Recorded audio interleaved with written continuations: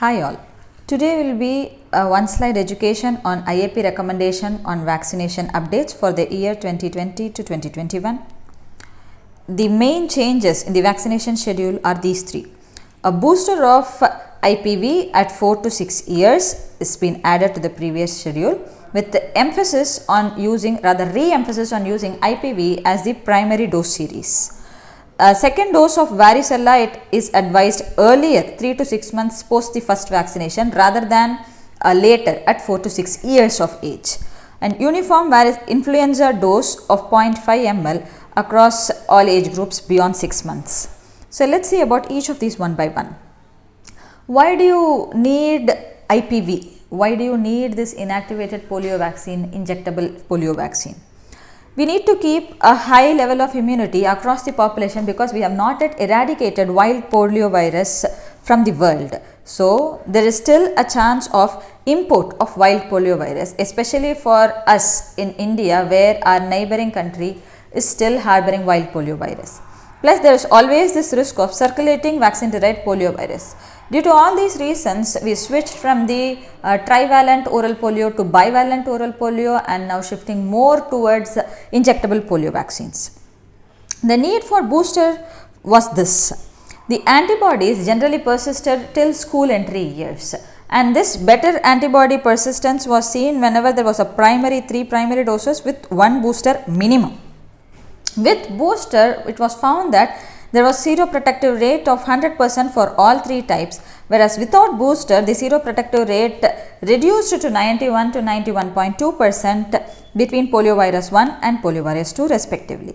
Hence, the old recommendation was changed to new recommendations. The old one was to give OPV at birth, IPV 1, 2 and 3 doses at 6, 10 and 14 weeks with a booster at 16 to 18 months. The new recommendations adds on to the old recommendations with a second booster at 4 to 6 years of age, either alone or as a combination vaccine with DPT. And all children must receive IPV in the primary schedule in one form or another. So the option A is to have full IPV. Suppose this full IPV is not possible. Let the child receive pentavalent oral polio vaccine, bivalent oral polio vaccine with fractional IPV at 6 and 14 weeks. So the pentavalent with bivalent OPV will be for 6, 10 and 14 weeks with fractional IPV at only 6 and 14 weeks according to universal immunization schedule at government hospitals. If suppose this is also not possible, at least at 14 weeks child should receive one full injectable polio vaccine as intramuscular dose or as a hexavalent vaccine. Okay, note that at 6 and 14 weeks it is intradermal fractional IPV, whereas if you are going to give at only 14 weeks it will be intramuscular full dose of IPV. The other addition or the recommendation that is given is infants and young children who are born after the polio switch in April 2016 and who have received only bivalent OPV but not IPV must receive IPV or IPV as a combination vaccine, one dose at least as early as possible. This is about polio vaccine. What about influenza vaccine? The earlier schedule had 0.25 ml at less than 3 years, 0.5 ml at more than 3 years, more than 9 years. So there were different recommendations. But now it is universalizing at 0.5 ml doses across all age groups beyond 6 months. What they found was 0.25 ml and 0.5 ml. Between them, there was equal immunogenicity and equal reactogenicity. In fact, in one of the studies where they tried to see whether it was actually good, they found that even when there was a 68% mismatch between the vaccine strain and the study strain or the circulating strain, the vaccine was still 63% efficacy against moderate to severe influenza. Thus, the new recommendation is to have 0.5 ml of inactivated influenza vaccine more than 6 months of age, where 0.5 ml had 15 microgram of the active component. Please note that DCGI approval has been given only for 2 vaccines, Influvac Tetra and Fluvarix Tetra, which are by GlaxoSmithKline, whereas the other vaccines are yet to receive approval. Hence, until approval by DCGI is given, use manufacturers' recommended doses for appropriate age groups. Next, coming to varicella vaccine. What determines the need for second dose in a varicella? That is breakthrough varicella. What determines breakthrough varicella is vaccine failures. Vaccine failures are divided into primary and secondary vaccine failures. What's primary? Primary vaccine failure is you giving vaccine and the patient fails to seroconvert, or despite having some seroconversion, there is no mounting of protective immune response against a vaccine or an infection. Secondary vaccine failure is where the patient had a good seroconversion and a protective antibody level, had protection, but over time this protection is waning, it is reducing.